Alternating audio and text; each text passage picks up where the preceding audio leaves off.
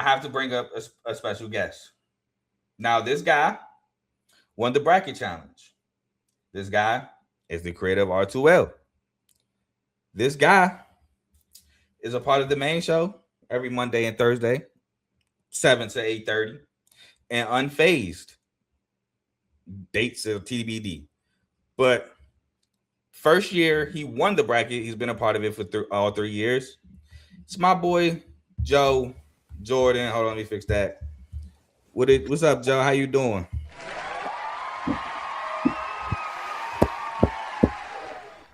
I'm doing good, man. Thank you for having me on. I'm excited to be here on CTC. Not just to be here on CTC, but to be here for the reason I'm here for. And that's because your boy was number one in the R2L Bracket Challenge. So I appreciate you for throwing the challenge and appreciate you for having me. Let's talk about Michigan winning the whole thing. All right, man. First of all, appreciate you for being a part of the bracket challenge. Don't appreciate how you just phrased that last sentence. But we got to talk about the national championship, which Michigan won 69-63. Spoiler alert, they are not getting a congratulations. But they're not getting a cheer. Hey, man, me picking y'all to win is enough for me. That hurt. But anyway, the game, it was a good game to start. I mean, Michigan jumped out to a 7-2 lead. UConn was missing some shots. Elliot Cadeau got fouled on a big three. Just super aggressive defense there. Too aggressive defense. But UConn fought their way back. And what hurt UConn, and I agree with the call. A lot of people saying that the call was weak, but I actually agree with it. And this is from a guy who's actively rooting against Michigan. The hook and hold call changed a lot in that towards the end of that first half. But I agreed with the call. He pinned his elbow. He used his elbow. He hooked him, pinned it, and then allowed him to go up with his other hand. That's literally textbook hook and hold. Right, so definitely agree with the call. They get the free throws. They hit them both. They take the lead off of it, and they go up 4.5. And despite not making a 3-point shot, they're up at half because of points in the paint. Like I said on the preview, they just have the advantage in the paint. Most times they are going to have the advantage down low. That's just how good Michigan was size wise. But what really hurt UConn was that second half, not being able to hit the three ball. They had a lot of open looks, could not knock them down. Plus, you had guys like Solo Ball got early foul trouble, especially in the second half. That one foul to get his fourth, you can't reach in that situation. All you can do is stand there, try to be some type of, I don't want to say distraction, but presence, hands up. You can't reach and get your fourth foul there. Unacceptable. Silas Demery got a foul trouble super early into the first half. And in the second half, he actually eventually fouled out. Terrence Reed was in foul trouble. So foul trouble definitely hurt UConn. And I know in the chat, I was pissed at the refs. I'm not even going to lie to y'all. But after I was mad, mainly because Michigan won, I actually sat down with the game. And I even said it in the chat. This game ain't because of the refs. It's because UConn did not hit open shots.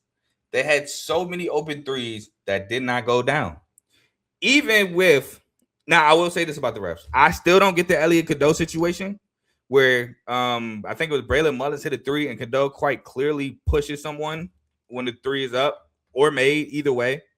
And they review it, call it, but give Michigan the ball. I thought in that situation, and I could be wrong, that they get an and one free throw or they get the ball back because it's a foul. But nonetheless, Michigan got the ball. I believe they scored on that too. But what really hurt them, again, after another made three to cut it to 6, they get a steal. Terrence Reed gets a steal but can't control the ball.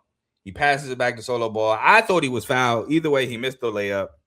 And Trey McKinney hits a big three to go up 9, which pretty much sealed it from there. It was like a minute and 40 something left. That pretty much sealed it. So the takeaway I have from this game is that UConn did not hit open shots. And what they were known for in the last 2 games, hitting big threes and big moments, just didn't happen this game. They had opportunities, did knock them down. Michigan took advantage. They executed their game plan because, again, I said on my show, they would have to beat them up in the paint, and they won the paint by like 14 points. Yes, they lost the rebounding. I think that was due in large part to early offensive rebounds, which UConn didn't even capitalize on. But, again, they won the points in the paint by like 14. I think it was 36-22. So Michigan wins the national championship. Yaksu, I don't know if I could ever forgive you. Joe, talk to me about the national championship. Yeah, you kind of said it all. Like Michigan has been a really great 3-point shooter team throughout this whole tournament. And you get to the national championship game, and I mean, we talking about UConn missing all these threes. Michigan couldn't make a three either. You know, I mean, we talking about the whole game. Being 2 for 15 for the whole game is not Michigan like. And they got out rebounded too, which was crazy. They got out rebounded, and UConn made more threes than them. But yeah, Michigan was able to still win that game. And like you said, points to the paint. They won that battle 36-22.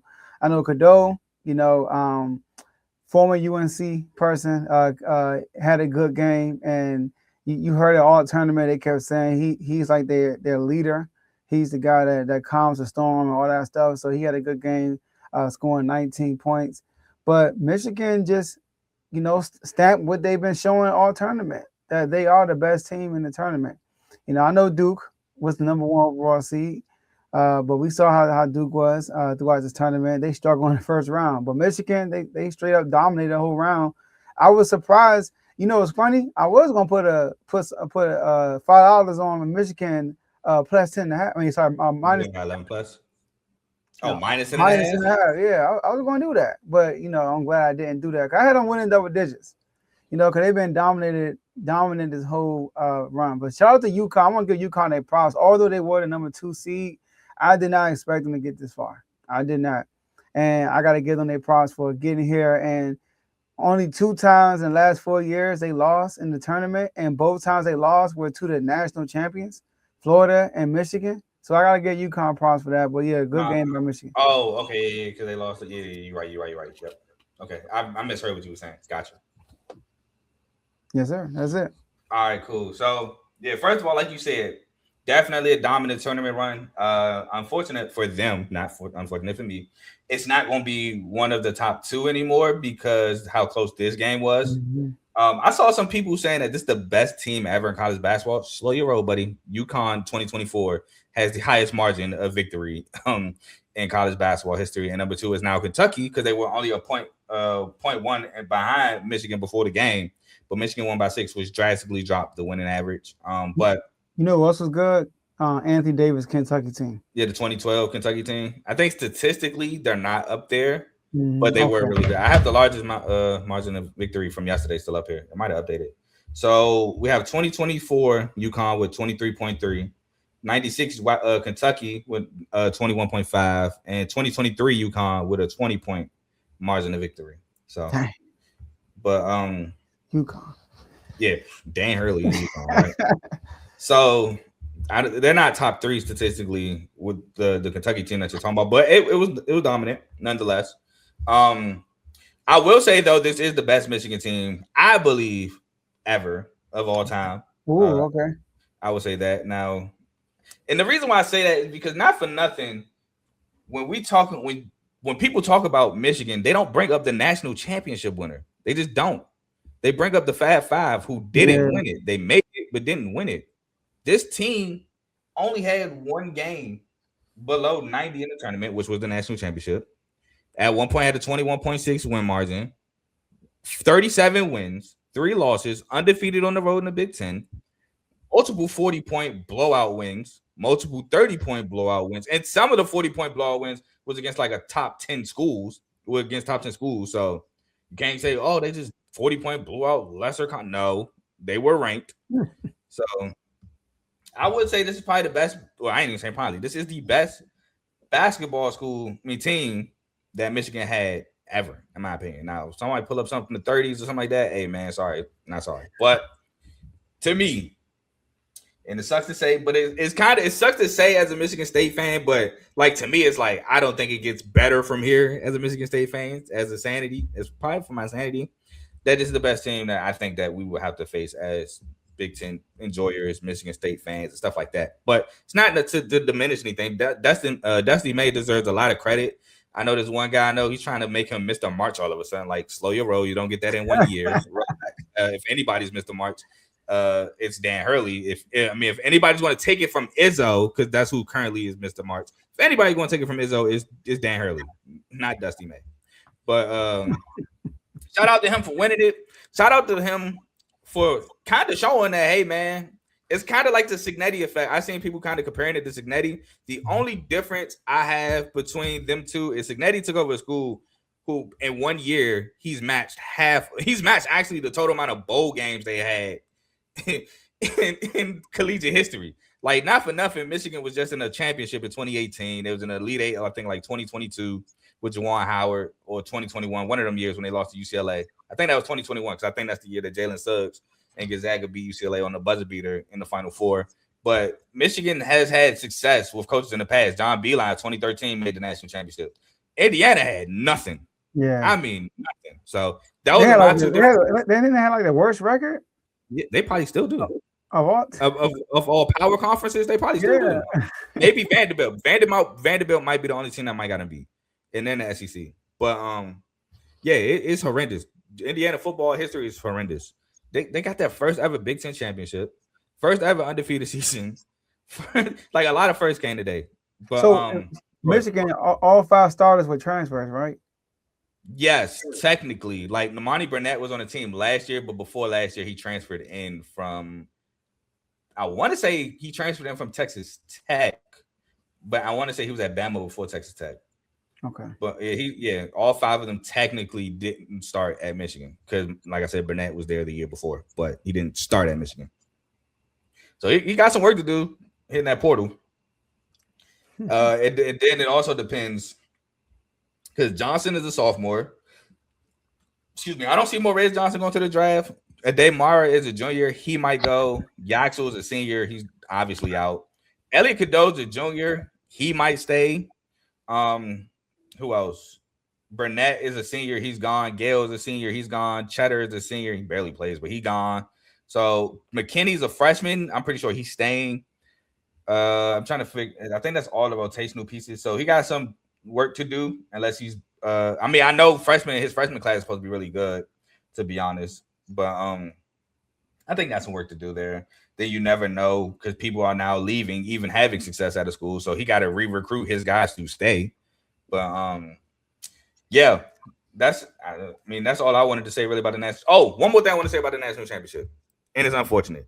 I said this year was a great collegiate year because of a lot of history being made, and unfortunately, yesterday history was made. Joe, I don't know if you froze, but Michigan wins the national championship since 1989.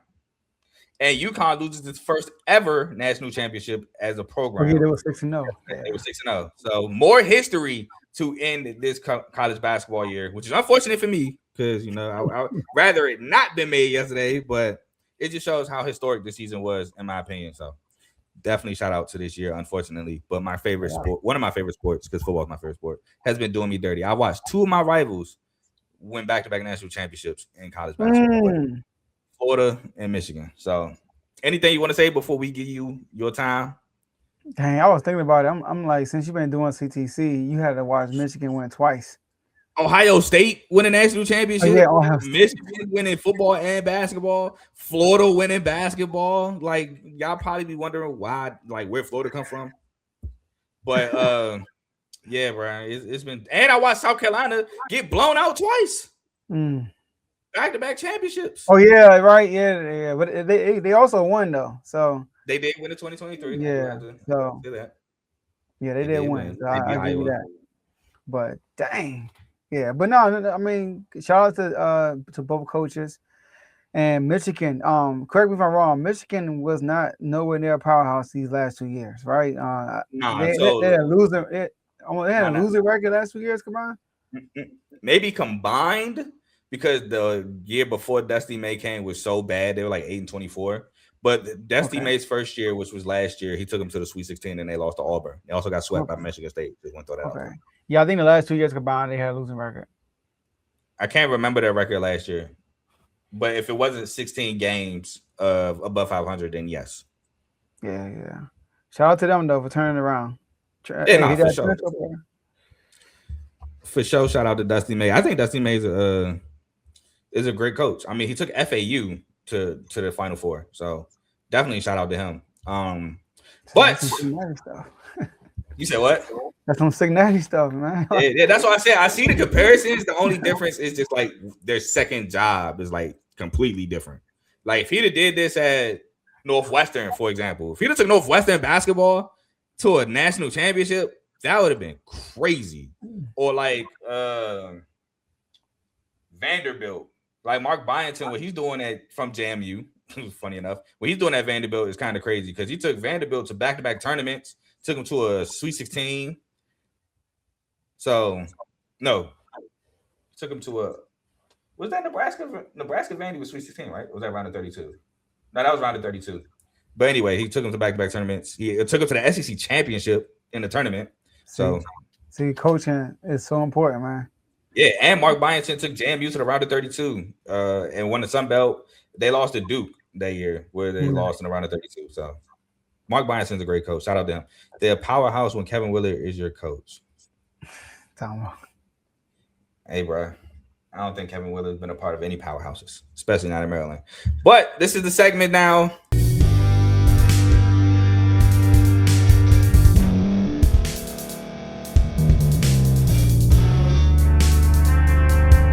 Thank you for staying to the end. If you're watching this on YouTube, please like this video, subscribe, and also hit that notification button so you can be notified next time we put out a video. If you're listening on any podcast platform, subscribe and hit that notification button, y'all, so you can be notified we put out another podcast audio.